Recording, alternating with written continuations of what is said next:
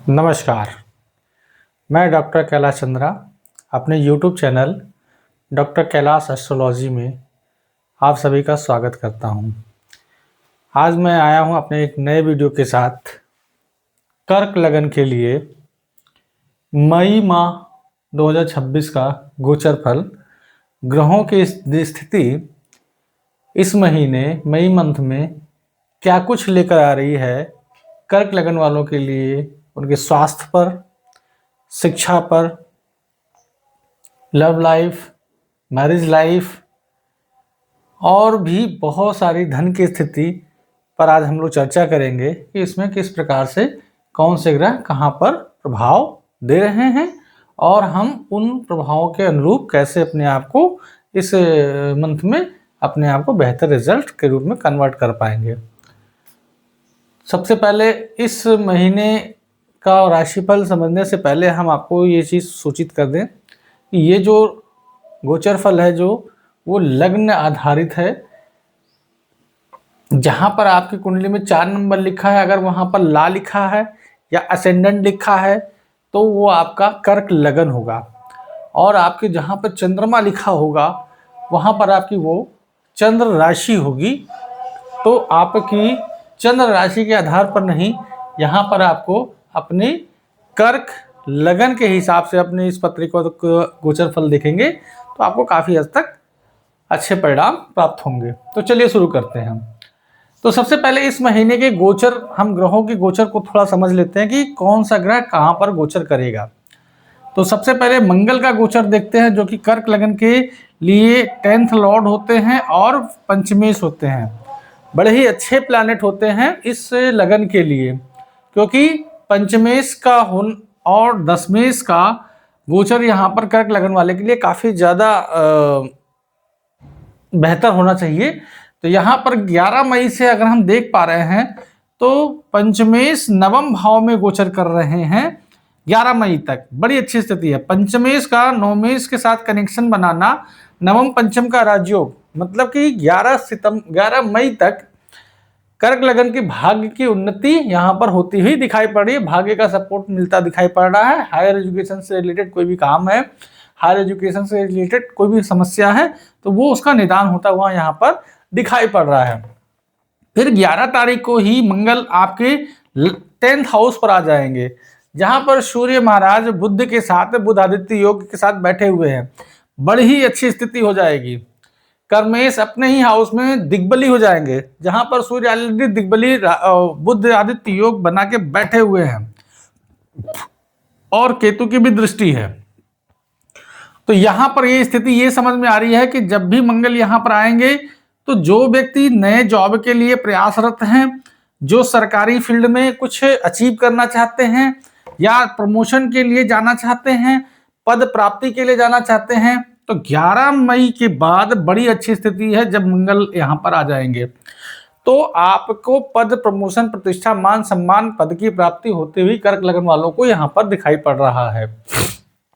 दूसरा गोचर अगर हम देखें तो बुध का गोचर 15 मई को 12:30 बजे के आसपास वृषभ राशि में होगा। अब आप समझिएगा 15 तारीख तक तो बुध यहाँ पर 12वें के लॉर्ड होकर, पराक्रम हाउस के लॉर्ड होकर यहां पर बैठे हैं 10th हाउस में, बुध आदित्य योग बना के बैठे हैं। जो लोग विदेश से काम करते हैं, विदेश से रिलेटेड काम करते हैं या विदेश में जाकर काम करना चाहते थे, उनके लिए 15 मई तक की स्थिति बड़ी अच्छी है। जो लोग विदेश से जुड़कर काम करना चाहते हैं, मई मंथ में 15 दिन शुरुआत के बड़े अच्छे हैं। उसके बाद बुध महाराज चले जाएंगे 11th हाउस में। 11th हाउस में अपने ही मित्र की राशि में चले जाएंगे। यहां पर बुध ग्रह चले जाएंगे अपने मित्र की राशि में, शुक्र की राशि में। अच्छी बात है। और 12वें का लॉर्ड अपने से 12वां, मतलब विदेश से इनकम की प्राप्ति, विदेश सेटलमेंट का पूरा योग यहां पर इस महीने 15 मई के बाद बन रहा है कर्क लगन वालों के लिए। कर्क लगन वालों के लिए 15 तारीख के बाद बड़ी अच्छी स्थिति हो जाएगी कि अगर वो विदेश जाकर कुछ प्रमोशन लेना चाहते हैं या जॉब पाना चाहते हैं तो वो बड़ी अच्छी स्थिति 15 तारीख से पहले भी ठीक है, और आफ्टर 15 तारीख के बाद भी बड़ी अच्छी स्थिति यहाँ पर दिखाई पड़ रही है। फिर वही दोबारा 29 मई को बुध दोबारा गोचर करेंगे और वो मिथुन राशि में चले जाएंगे। तो ये भी एक अच्छी स्थिति होगी कि बुध यहां पहुंच जाएंगे जहां पर गुरु महाराज ऑलरेडी विराजमान है 12वें भाव में। अब जब बुध अपने ही घर में 12वें भाव में पहुंच जाएंगे तो ये हो गया विपरीत राजयोग। जब भी 6, 8, 12 का स्वामी अपने ही घर में चला जाता है तो यहाँ पर विपरीत राजयोग बनता हुआ दिखाई पड़ रहा है। तो कर्क लगन वालों के लिए विदेश से जुड़ने के पूरे मौके बनते हैं करियर के लिहाज से, लेकिन बुध 12वें के भी लॉर्ड हैं तो थोड़ा सा स्वास्थ्य में परेशानी होगी जब बुध 12वें भाव में आएंगे। वो इस महीने के सबसे लास्ट में आ रहे हैं तो ज्यादा चिंता करने की जरूरत नहीं है इस महीने। वो अगले महीने जून में दिक्कत होगा, लेकिन अभी इस महीने आपको बहुत ज्यादा दिक्कत बुध महाराज नहीं करेंगे। आगे बढ़ते हैं, शुक्र का गोचर देखते हैं। तो शुक्र महाराज 14 मई 2026 को 10:58 पर, अभी शुक्र मई मंथ के शुरुआत में आपके बैठे रहेंगे 11th हाउस में, जो कि आपकी कुंडली में बड़ी अच्छी स्थिति होती है 11th हाउस में। 4th हाउस का लॉर्ड 11th हाउस में, 11th का लॉर्ड 11th हाउस में, और शुक्र जैसा प्लैनेट मनोकामना की पूर्ति, भूमि भवन वाहन की प्राप्ति, उससे रिलेटेड कोई काम करना चाहते हैं, कोई इनकम बढ़ोतरी की बात करना चाहते हैं, तो यहाँ पर शुक्र बड़ा अच्छा कर रहे हैं 14 तारीख तक। 14 तारीख तक बड़ा अच्छा स्थिति है। शुक्र महाराज अच्छा रिजल्ट देंगे। माता के स्वास्थ्य में ठीक, माता से रिलेटेड फायदा, भूमि भवन से फायदा, 14 तारीख तक ठीक है। 14 तारीख के बाद जब शुक्र आपके 12वें भाव में चले जाएंगे तो वो पहुंच जाएंगे गुरु के साथ। अब गुरु यहां पर 6ठे के भी लॉर्ड हैं और 9th के लॉर्ड हैं। तो 9th हाउस का लॉर्ड और 6th हाउस का लॉर्ड और 9th हाउस का लॉर्ड अगर 12th हाउस में बैठता है तो जो लोग विदेश जाकर पढ़ाई करना चाहते हैं या विदेश में घर बनाना चाहते हैं, क्योंकि घर भाव का स्वामी है, ये भी आ जाएगा। तो जो लोग विदेश जाके घर बनाना चाहते हैं, जो कर्क लगन वाले विदेश में घर बनाने की स्थिति को सोच रहे थे, जो लोग वहां पर पीआर के लिए लड़ाई कर रहे थे अभी तक, तो वहां पर स्थिति बेहतर हो रही है जब ये शुक्र महाराज आपके 12वें भाव में आएंगे। कब आएंगे? 14 मई को आएंगे। तो ऐसे कर्क लगन वालों के लिए जो विदेश में घर बनाना चाहते थे, पीआर के लिए आगे बढ़ना चाहते थे, उनकी स्थिति 14 मई 2026 के बाद काफी बेहतर होती हुई दिखाई पड़ रही है। आगे बढ़ते हैं, सूर्य का गोचर समझने की कोशिश करते हैं। तो शुरुआत में 15 तारीख तक सूर्य महाराज आपके धन भाव के स्वामी बनकर आपके 10th हाउस में बैठे हुए हैं।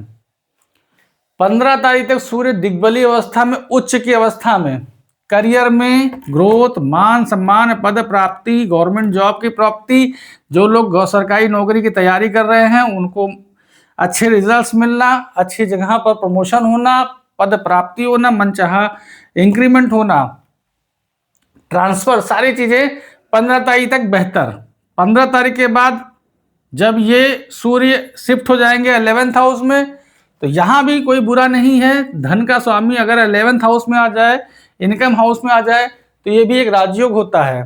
तो आपको प्रमोशन मिलना, पद प्राप्ति होना, इनकम में बढ़ोतरी होना, अपनी इच्छाएं पूरी करना, ये सारी चीजें भी 15 तारीख के बाद भी यहाँ पर बढ़िया स्थिति दिख रही है। यहाँ पर भी कोई दिक्कत वाली बात नहीं है।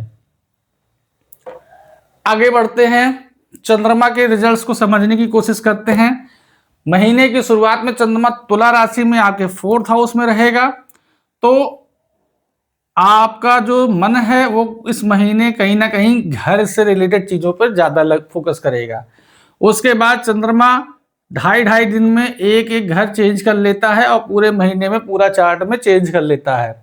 तो यहाँ पर चंद्रमा के रिजल्ट्स को समझने के लिए हम इस प्रकार से समझेंगे कि चंद्रमा जब भी 6ठे, 8वें और 12वें भाव में जाता है तो उन दिनों में थोड़ा सावधानी बरतने की कोशिश करिएगा। चंद्रमा जब भी राहु की दृष्टि में आए, राहु के साथ आए, शनि की दृष्टि में आए, शनि के साथ आए, या फिर केतु की दृष्टि में आए या केतु के साथ आए ट्रांजिट में घूमते हुए, तो आपको उन दिनों में थोड़ा सावधानी बरतने की जरूरत है, क्योंकि चंद्रमा आपके मन को थोड़ा सा अशांत कर सकता है, विचारों में थोड़ा सा उथल पुथल ला सकता है। तो थोड़ा सा आप उन दिनों में मेडिटेशन करिएगा और शिवलिंग पर जल अर्पित करिएगा, ज्यादा आराम मिलेगा। क्योंकि आपका लग्नेश है, लग्नेश होके जब वो इन सब के नजर में आएगा तो थोड़ा सा आपको दिक्कत ज्यादा होगी। तो आपको उन दिनों में चंद्रमा को बलि करने के लिए मेडिटेशन, योगा, प्राणायाम, शिवलिंग पर जल चढ़ाना और हाथ में 40 ग्राम का कड़ा जरूर पहन के रखिएगा। ठीक है ना, आप लोग के लिए तो मस्ट है, हर कर्क लगन वालों को कम से कम 40 ग्राम का एक कड़ा जरूर पहन के रखिएगा। आगे बढ़ते हैं, शनि महाराज के रिजल्ट्स को समझते हैं। तो शनि महाराज उदित अवस्था में आपके 9th हाउस में ही हैं और आपके करियर के लिए 7th हाउस के लॉर्ड बनते हैं और 8th हाउस के लॉर्ड बनते हैं। दोनों अच्छे भाव नहीं माने जाते हैं, दोनों अच्छे भाव नहीं। ये मार्केश है 7th लॉर्ड होके और अष्टमेश तो बाधकेश है ही है। तो जब 7th और 8th का लॉन्ग आपके 9th हाउस में आएगा तो यहाँ पर थोड़ा सा आपके धर्म कर्म से रुचि में थोड़ा सा प्रॉब्लम क्रिएट करेगा। हायर एजुकेशन में थोड़ी सी स्लोनेस ला सकता है, एफर्ट्स ज़्यादा लगवा सकता है, आपको थोड़ा सा परेशान कर सकता है। जब तक मंगल महाराज रहेंगे तब तक तो ठीक रहेगा, लेकिन जब मंगल महाराज शिफ्ट हो जाएंगे तो थोड़ी सी प्रॉब्लम यहाँ पर आ जाएगी। तो थोड़ा सा शनि की रेमेडी करिएगा, शनि महाराज की शांति करिएगा तो ज़्यादा बेहतर होगा यहाँ पर। उसके बाद हम राहु महाराज को समझते हैं। राहु महाराज की अष्टम भाव में शनि की राशि में है। तो आपके अष्टम भाव, जो लोग अकल्ट में, रिसर्च में और ब्रोकरेज में या फिर माइनिंग का काम करते हैं, उनके लिए राहु बड़ा अच्छा रिजल्ट देगा।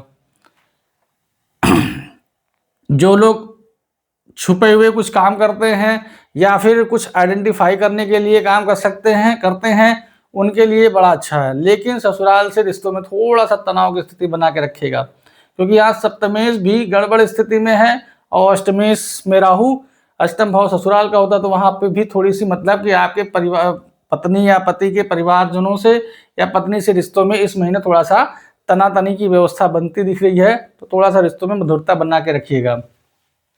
केतु महाराज को समझने की कोशिश करते हैं। तो केतु महाराज आपके इनकम हाउस में बैठे हैं, धन भाव में बैठे हैं, वाणी भाव में बैठे हैं, परिवार भाव में बैठे हैं। तो इस महीने आपको थोड़ा सा आप अपने परिवार में अकेला फील कर सकते हैं, डिटैच फील कर सकते हैं, थोड़ा सा सेपरेटिव फील कर सकते हैं। और ये अच्छी स्थिति है, लेकिन ये इसके लिए क्यों अच्छी है, क्योंकि जब तक आप सेपरेट नहीं होंगे तब तक आप इस महीने जो आपको गोल्डन अपॉर्चुनिटी मिल रही है काम करने के लिए, गवर्नमेंट जॉब पाने के लिए, वो बेहतर होगा कि आप फोकस कर पाओगे कि मुझे अब कुछ करना है। तो यहाँ पर केतु महाराज ये अच्छी ब्लेसिंग्स हैं, लेकिन पैसे के लिहाज से थोड़ी स्थिति खराब है, बैंक बैलेंस कम हो सकता है। तो इस महीने अपने पैसे अकाउंट में जो पैसे हैं उनके बारे में ज़्यादा डिस्क्लोज मत करिएगा, छिपा के रखिए तो ज़्यादा अच्छा रहेगा। वाणी पे कंट्रोल करिए, अचानक से मुंह से कुछ ऐसा निकल सकता है जो लोगों को दिक्कत हो सकती है, तो उस पर थोड़ा ध्यान देके चलेंगे तो ज़्यादा बेहतर होगा। बाकी कोई ज़्यादा समस्या वाली बात यहाँ पर दिख नहीं रही है। आगे बढ़ते हैं। अगर हम ग्रहों की दृष्टि की बात करें तो केतु की 5वीं दृष्टि आपके 6ठे भाव पर, रोग ऋण शत्रु पर, तो यहाँ पर कंपटीशन अच्छा। सूर्य की दृष्टि यहाँ पर, तो माता के स्वास्थ्य में थोड़ी नीचता। मंगल की दृष्टि देखें, अगर मंगल यहाँ पर है, फिर मंगल यहाँ भी है, तो माता के स्वास्थ्य, भूमि भवन वाहन और माता के स्वास्थ्य में थोड़ी यहाँ पर दिक्कत महसूस हो रही है। बाकी चीज़ें यहाँ पर ठीक हैं, कोई बहुत ज़्यादा नुकसान यहाँ पर दिख नहीं रहा है। इस महीने कुछ उपाय हैं, जैसे कि आपका जो लग्नेश है, लग्नेश आपका मैंने आपको बता रखा है कि शिवलिंग पर जल चढ़ाइए, सोमवार को व्रत रखिए, हो सके तो जब जल चढ़ाइए तो उसमें काला तिल जरूर मिला के चढ़ाइए। उसके बाद गुरु आपके 12वें भाव में 12 रहेंगे, तो वो बृहस्पतिवार के दिन मंदिर जाकर साफ सफाई जरूर करिएगा, पीला कपड़ा चढ़ाइए, पीला केला चढ़ाइए, ज़्यादा बेहतर रहेगा। बाकी चीज़ें ठीक हैं, कोई यहाँ पर मेजर समस्या इस महीने आपको महसूस नहीं होगी। ठीक है, तो आप सभी से निवेदन है कि शायद आप लोगों को मेरा ये वीडियो आपको पसंद आया होगा, तो आपसे निवेदन है कि जब लाइक करिए, शेयर करिए और सब्सक्राइब करिए, और सब्सक्राइब करके बेल आइकन जरूर दबाइए। मिलते हैं अगले नए वीडियो के साथ। नमस्कार।